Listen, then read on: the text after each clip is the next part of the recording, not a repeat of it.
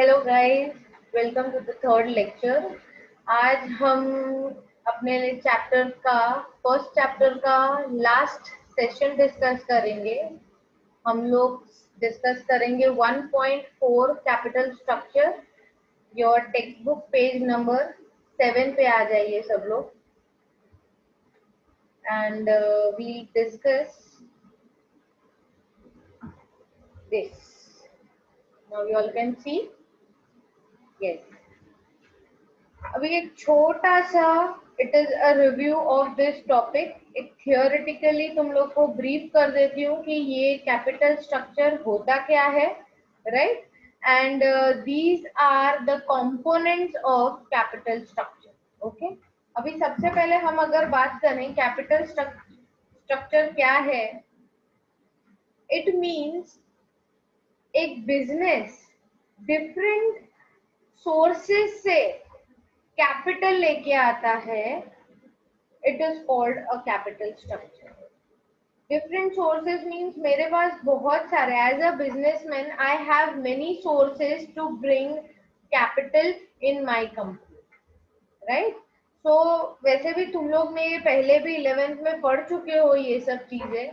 वापस एक बार रिव्यू कर लो ये कैपिटल स्ट्रक्चर क्या होता है। Like you can see the first one, ये अगर तुम लोग देख सकते हो, there are two types of capital structure. First is owned and second is borrowed, right? First one is owned capital and second one is borrowed capital. अभी ये बात समझ लो, ये दोनों चीज में डिफरेंस क्या है। ओन्ड कैपिटल मतलब मेरा खुद का कैपिटल, मैंने जो मेरे इन्वेस्टमेंट से मेरे कैपिटल मेरे पैसे से खरीदा है, that is called my owned capital. Borrowed capital मतलब मैंने किसी के पास से उधार लिया है, that is my borrowed capital. Clear? ये दो चीज क्लियर हो गई, राइट? फाइन। अभी हम पहले ओन्ड कैपिटल डिस्कस कर लेते हैं, बाद में हम बोरोड कैपिटल पे आएंगे।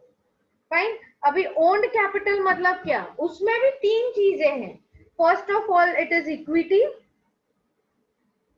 That is equity share capital. Second is preference share capital, and third is reserves and surplus. Clear? First is equity share, second is preference shares, and third is reserves and surplus. अभी equity share तो तुम लोग को पता ही होगा कि equity share होता क्या है।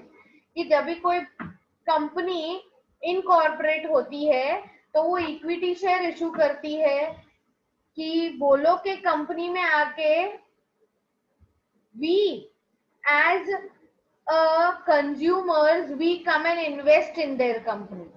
इक्विटी हो प्रेफरेंस है, ये दोनों शेयर्स हैं जो कंपनी इशू करती है by getting the investment in their own company, right? अभी ये बात समझ लो, अगर हम पहले इक्विटी की बात करते हैं तो ये समझ लेते हैं कि तुम लोग मेरे शेयर होल्डर्स हो, तुम लोग ने मेरे कंपनी से इक्विटी शेयर्स लिए हैं। But you know equity share is a fluctuating capital. ये एक फ्लक्चुएटिंग कैपिटल है। तुम लोग ने मेरे पास से इक्विटी शेयर लिया था, जब मैंने इशू किया था equity share, it was at par and that was of 10 rupees each, right? पर अभी उसका प्राइस आफ्टर 1 ईयर और 2 ईयर उसका प्राइस कुछ अलग होगा, बिकॉज इट इज फ्लक्चुएटिंग। हम लोग टीवी चैनल्स में भी शेयर मार्केट की बहुत सारी चैनल्स आती है, उसमें अगर हम लोग देखेंगे तो वहां पे जो नीचे स्क्रॉल होता है ना लाइन, उसमें जो शेयर्स दिखाते हैं दैट आर इक्विटी शेयर। तो एवरी सेकेंड इक्विटी शेयर के प्राइस चेंज होते हैं, right? That is called fluctuating capital. ये हो गई इक्विटी शेयर की बात। प्रेफरेंस शेयर्स की अगर हम बात करें तो preference share is called a fixed capital. Preference share एक फिक्स्ड कैपिटल है, वो फ्लक्चुएट नहीं होता है। अभी एक एग्जांपल देती हूँ तुम लोगों को कि मैंने जब भी प्रेफरेंस शेयर इशू किया था मेरे कंपनी का, तुम लोग ने खरीदा मेरे पास से कितने में?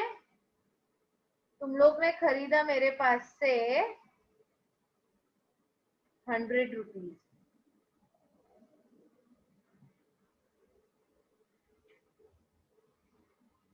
और जब तुम लोग वापस लोगे ना, उसका एक पर्टिकुलर टाइम होता है, वो टाइम कंप्लीट होने के बाद मेच्योरिटी पीरियड बोलते हैं उसे, जब वो डेट आ जाएगी, जब भी तुम लोग वापस लोगे तो तुम लोग को इतने ही पैसे वापस मिलेंगे। बट प्रेफरेंस शेयर्स वालों को प्रॉफिट ये होता है कि वो लोग को डिविडेंड मिलता है गाइस। जितना ज्यादा कंपनी में प्रॉफिट हुआ उतना वो लोग को डिविडेंड मिलेगा, as per decided on the rules and regulations of the company.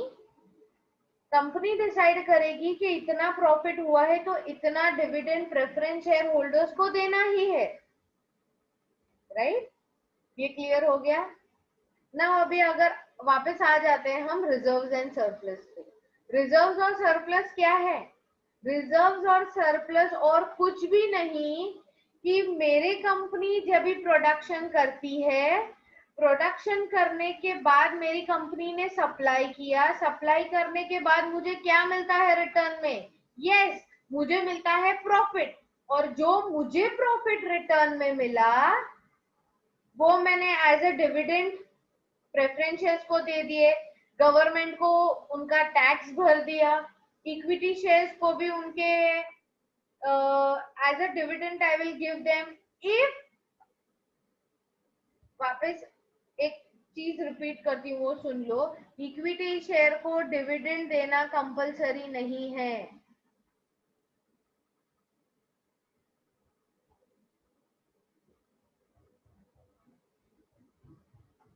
देखो,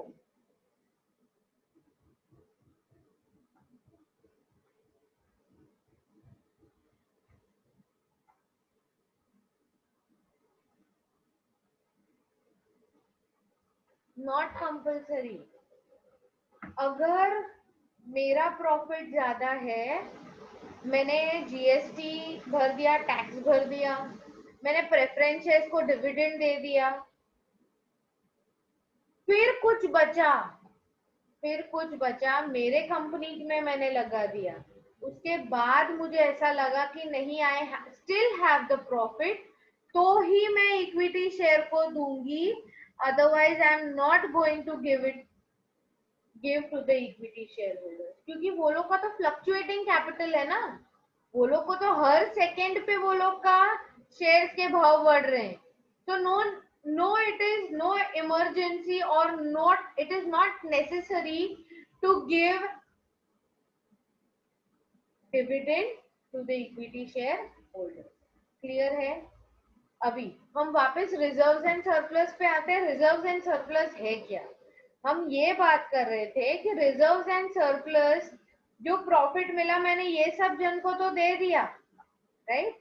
पर जो मैंने मेरे कंपनी में के लिए रखा, सेव करके, प्रॉफिट में से मुझे मिला, वो मैंने सेव किया, वो मेरा हो गया reserves and surplus. The money saved from profit is known as reserves and surplus. अभी सरप्लस मतलब additional,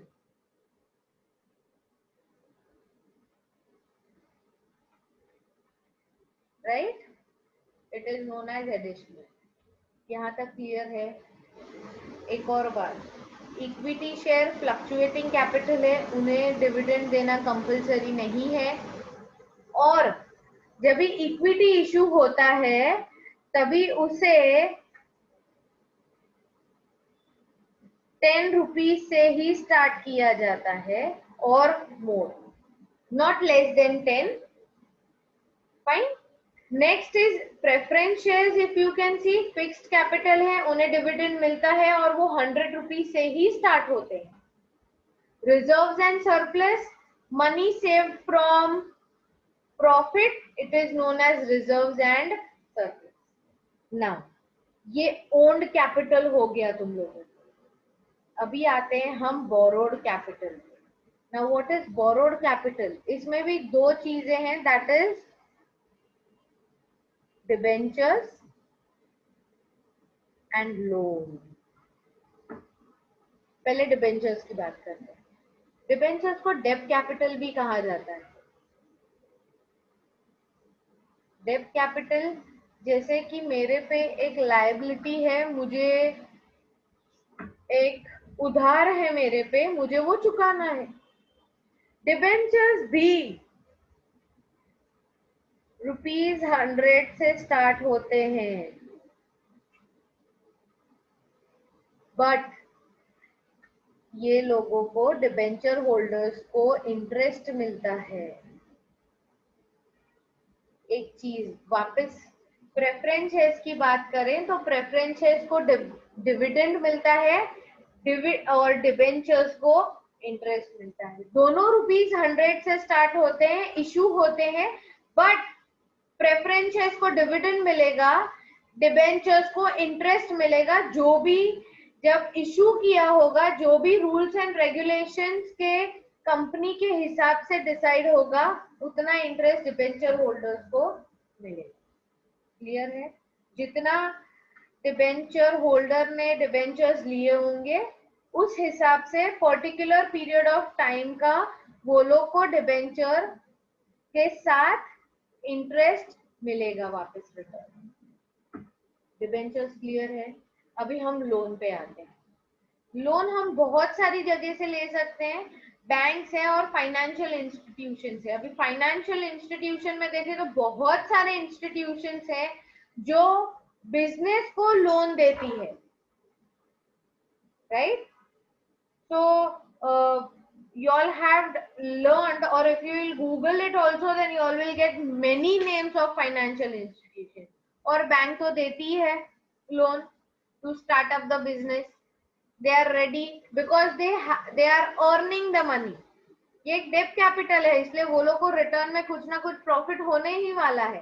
so they just need a mortgage. Debenture में भी जब भी हम इशू करते हैं, तुम लोग डिबेंचर होल्डर हो मेरे कंपनी के, तुम लोग ने मेरे कंपनी का डिबेंचर लिया है, और जब भी वो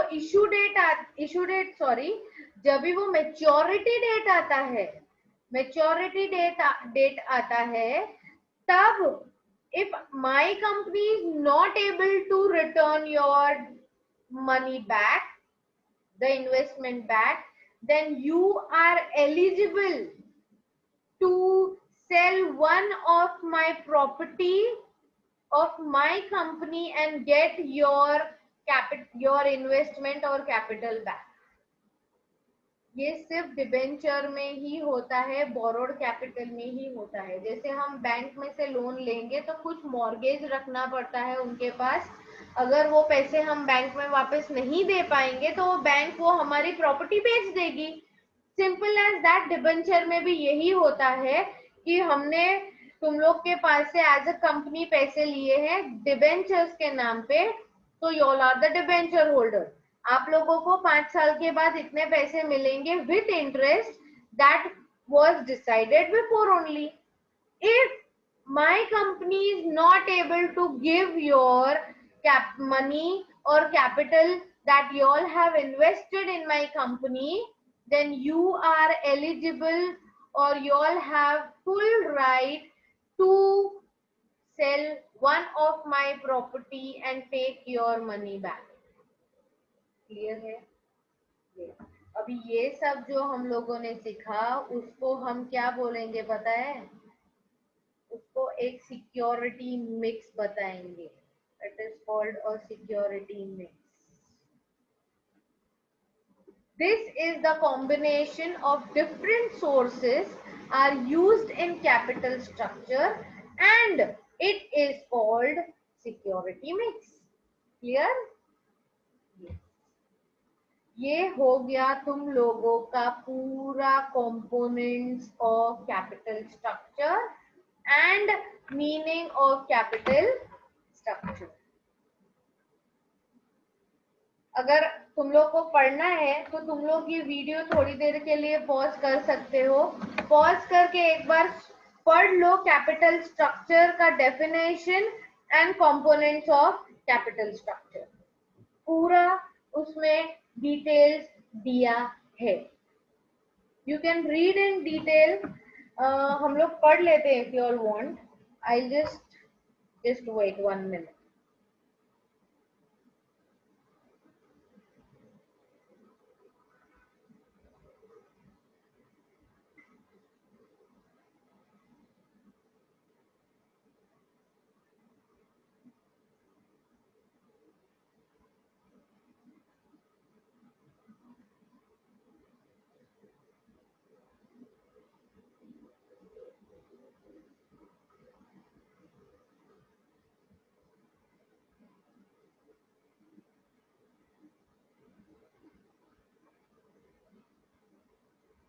See this. तुम लोग को याद रखने के लिए कुछ ना कुछ करना पड़ता है ना. ऐसा है. देखो, we'll read for you all.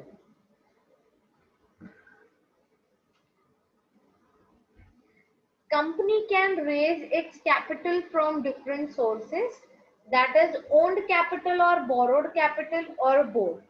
The owned capital consists of equity capital, preference shares capital, reserves and surplus. ये चार्ट हमने वहां पे भी देखा, यहाँ पे भी तुम लोग के लिए रेडी बनाया था मैंने. So it can be easy for you all to remember the components also, right? अभी डेफिनेशन देख लेते हैं. HR वेसल ने कहा है the long resources of fund employed on business enterprise. Yes. Thus, capital structure is composed of owned and borrowed fund. Owned fund includes share capital, free reserves, surplus, whereas borrowed fund represents debentures, bank loan and long-term loan provided by the financial institutions. Clear है? वो एक chart draw करने से तुम लोग का पूरा picture clear हो जाएगा. जब भी तुम लोग अभी ये पढ़ोगे, it will be clear to you all what are the components of the capital structure and what is the capital structure. Now see, equity share है, प्रेफरेंस शेयर्स है. पहले इक्विटी पढ़ते हैं. It is the basic source of financing activity of business. Equity shares are shares which get dividend and repayment of capital after it is paid to the preference shares. Preference shares are carried preferential rights as no payment as to payment of dividend and have priority of equity share for return of capital when the company is liquidated. Right? चलो,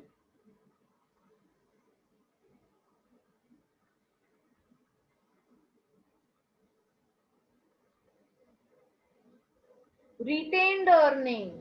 retained earnings क्या होता है पता है? Retained earning means कि जो profit हुआ है उस वो ही प्रॉफिट मैंने वापस कंपनी में डाला, that is called retained earning. या फिर तुम लोग उसे बोल सकते हो ploughing back of profit, or you can say as retention policy. Retained earning को क्या बोल सकते हो तुम लोग? Plowing back of profit, retained earning बोल सकते हो, plowing back of profit बोल सकते हो, और you can say as retention policy also. Fine. Now we'll come to borrowed capital. Borrowed capital क्या होता है? बोरोड कैपिटल में सबसे पहले डिबेंचर है. It is acknowledgement of loan raised by the company. Company has to pay interest at an agreed rate. जो भी company rate of interest offer करेगी, if you all are agree to it, then you all can buy the debentures and you will be my debenture holder of the company. B, term loan. Term loan are provided by bank and other financial institutions. They carry fixed rate of interest. वो लोग के पास एक fixed rate of interest होता है and whatever they say we have to give them at a fixed rate of interest when we are giving them the investment back after some particular period of time.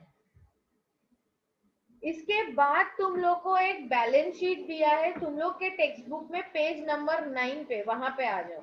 चलो हम वहां पे जाते हैं.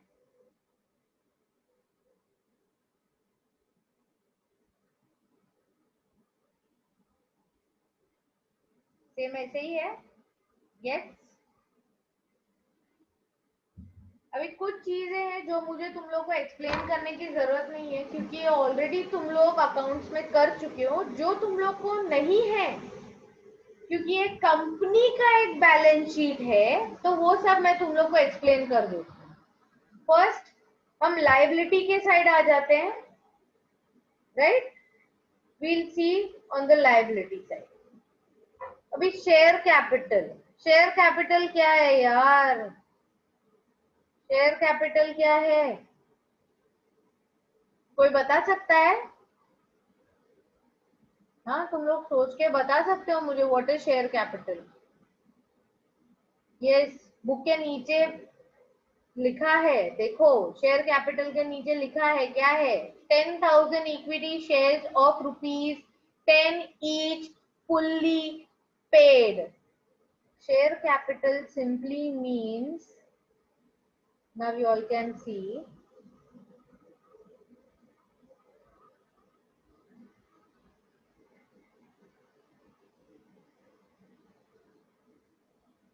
money of shareholders.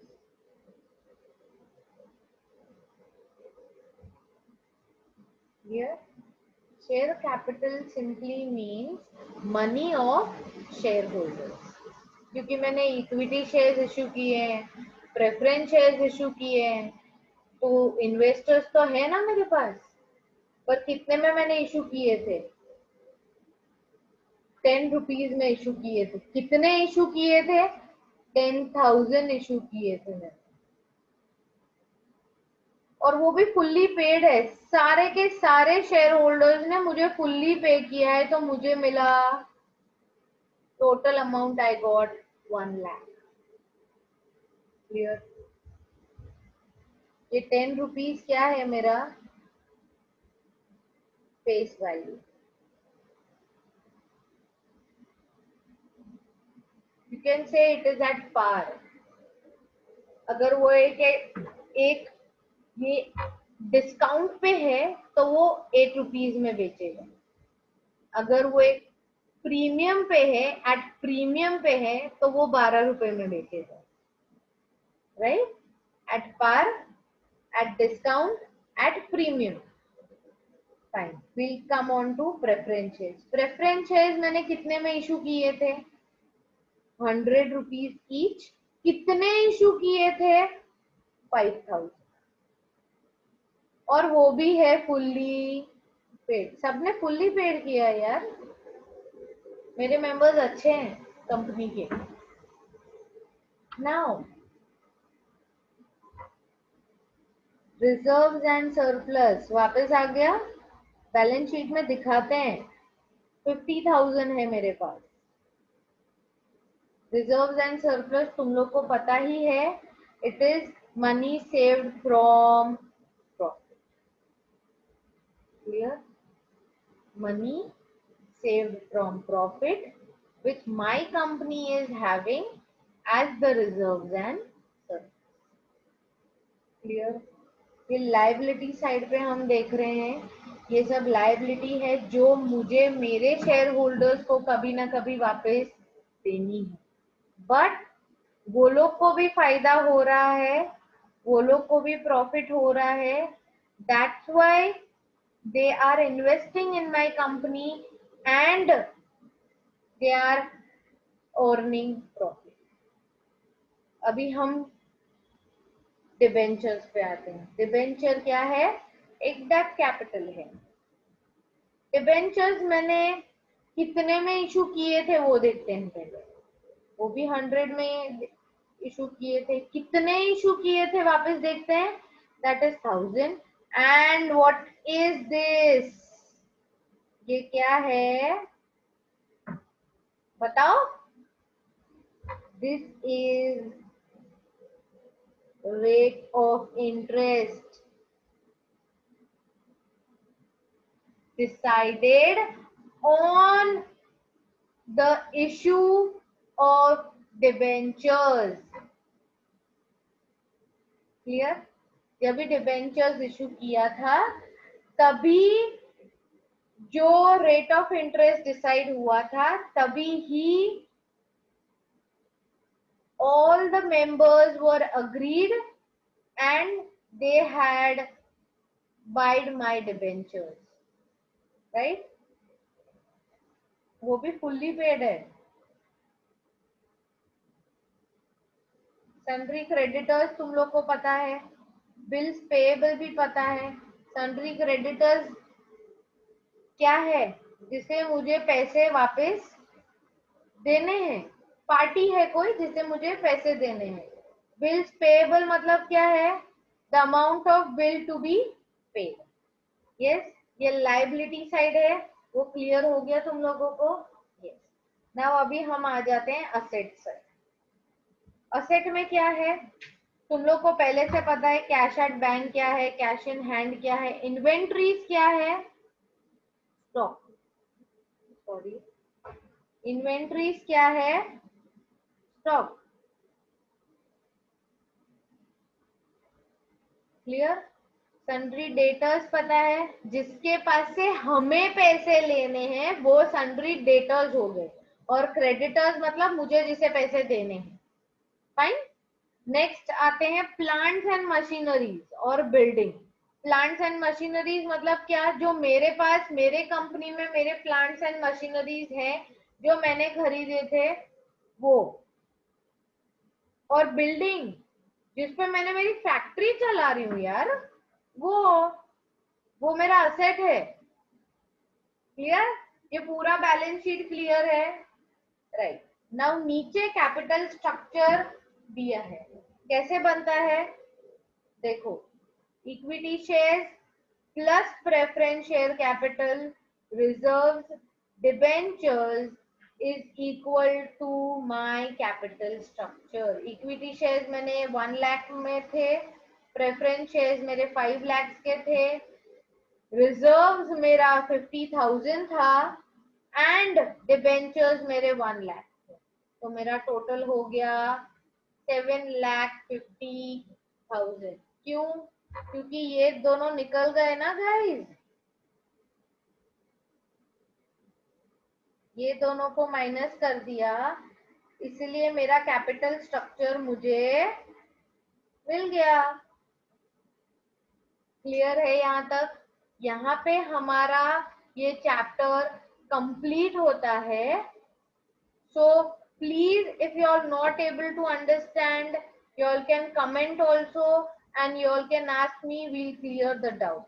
Okay, and this is the end and I will make you revise all the things that we had done before. From the first lecture से हमने क्या क्या पढ़ा था वो एक बार देख लेते हैं तो आप लोगों को थोड़ा क्लियर हो जाएगा. ओके, चलो fast will do.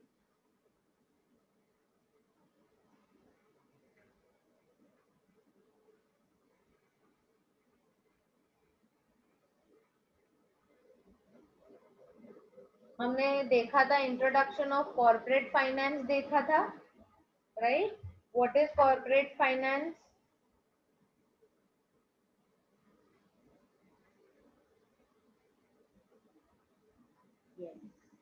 After that हमने देखा था इंट्रोडक्शन देखा था उसका,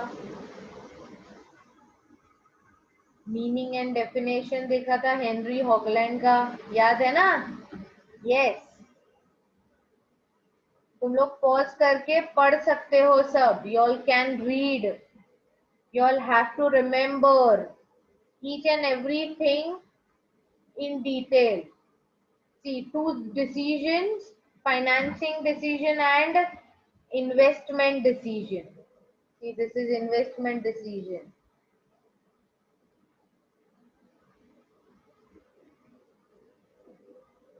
नेक्स्ट क्या है? इंपॉर्टेंस ऑफ कॉर्पोरेट फाइनेंस है. फर्स्ट है help in decision making.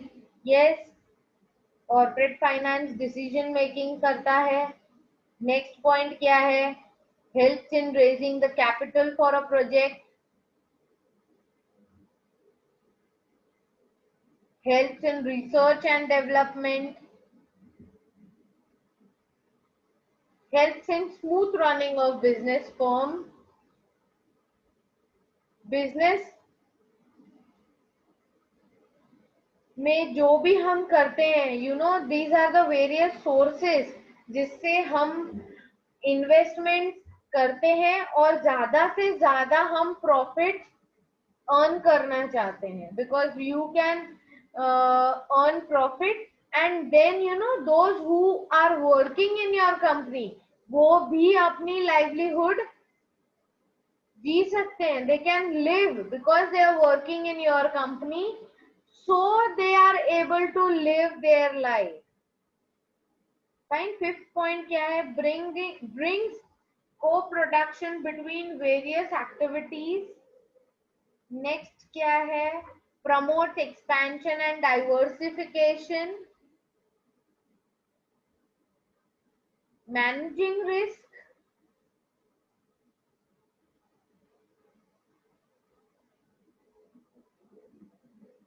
Replace old assets.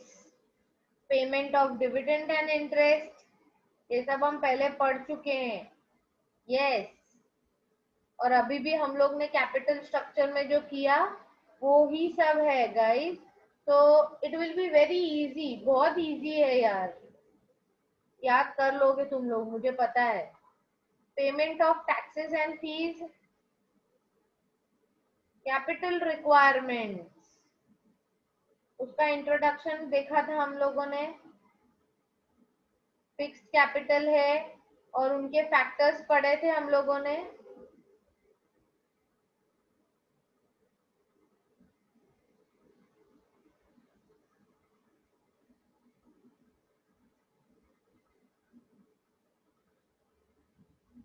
Yes, factors affecting fixed capital requirements. Nature of business, size of business, scope of business किया था हम लोगों ने. एक्सटेंट ऑफ लीज और रेंट. अरेंजमेंट ऑफ सब contract. Acquisition of old assets. Acquisition of assets on concession rate. International conditions. Trend in economy. Population trend, जिसे हम तुम लोग के ट्रेंड बोलते हैं. Yes, because of you all only the fashion and taste are changing.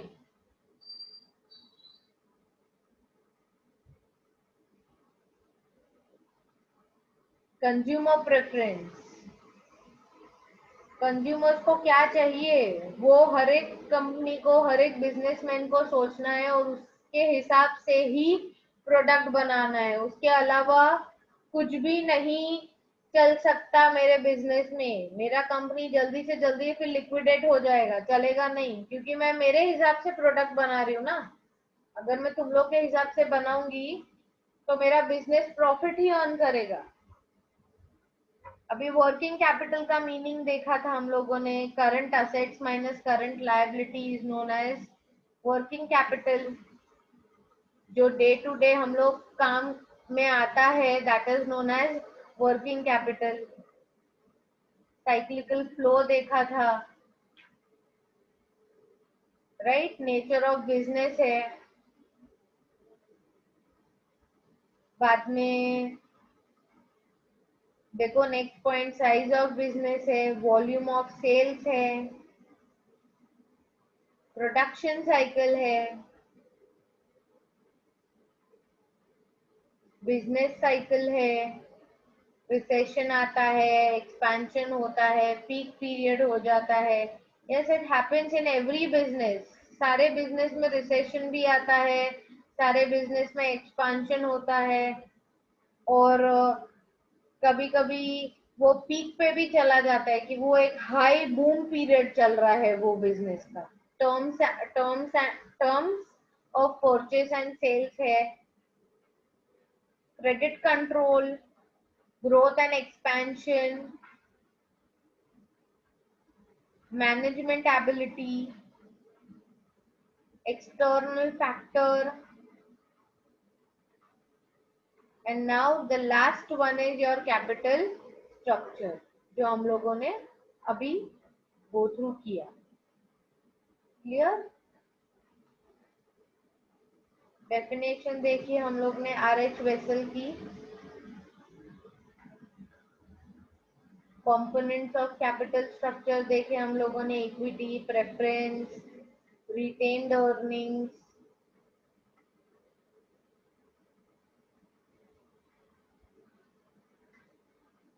borrowed capital.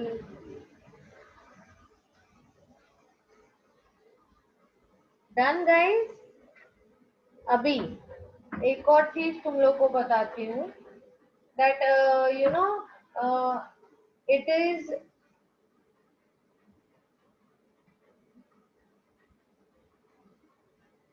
like now. अभी homework ले लो. तुम लोग क्या क्या करोगे? तुम लोग डिस्टिंग्विश करोगे फिक्स्ड कैपिटल और वर्किंग कैपिटल का. उसके बाद क्वेश्चन नंबर 1A से लेके क्वेश्चन नंबर 1I तक सब सॉल्व करोगे अपनी टेक्स्ट बुक में ही. You all will complete it in your textbook, and then after question number 1 I से उसके बाद तुम लोग क्वेश्चन नंबर 2, 3, 4, 5, 6 and 7 ये सब तुम लोग आंसर ढूंढोगे और अपनी बुक में एक एक बार लिखोगे. समझ में आ रहा है? ये क्लियर है गाइस? बहुत इजी है. If you all have doubts you all can ask very freely, and we'll meet again very soon in the next lecture, and that will be also we'll be starting our second chapter. Okay, that is our sources of corporate finance, वो हम next lecture में start करेंगे. Okay, चलो till then be happy. Bye bye.